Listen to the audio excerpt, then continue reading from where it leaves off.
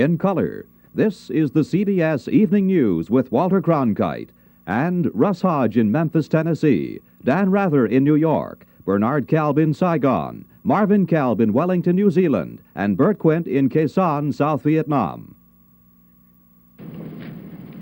Good evening. Dr. Martin Luther King, the apostle of nonviolence in the civil rights movement, has been shot to death in Memphis, Tennessee. Police have issued an all-points bulletin for a well-dressed young white man seen running from the scene.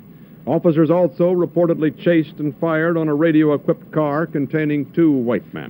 So you heard the news on the radio? Is that the way you heard it? So you were driving, you left that gas station at 2nd and Linden, what, about 6 or? I don't have any way of knowing. I think it's around that time, but I don't even know if it's Linden. I know the approximate area it is. And, I've seen the map on the Enquirer.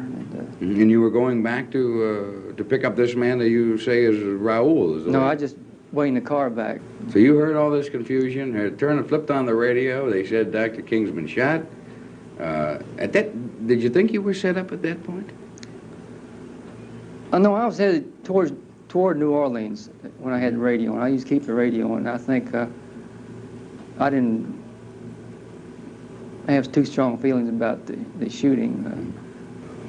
When you met Raul, you didn't know any other name for him. That's the name that he said was his, and that's all you ever knew. Yeah, I did. Just know. And you met him where? Canada. Up in Canada. And you just met in a saloon, or? It was a saloon in a waterfront area of Montreal. You never became good friends then? No, I wasn't good friend. Just business. These were all aliases, I assume.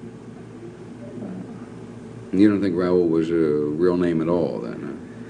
No, I've got some Freedom of Information papers in there saying there's a Raul San Diego or something in New Orleans. It's supposed to be a him, but I don't have the FBI. It's material from the FBI files, but I don't have nothing to substantiate that.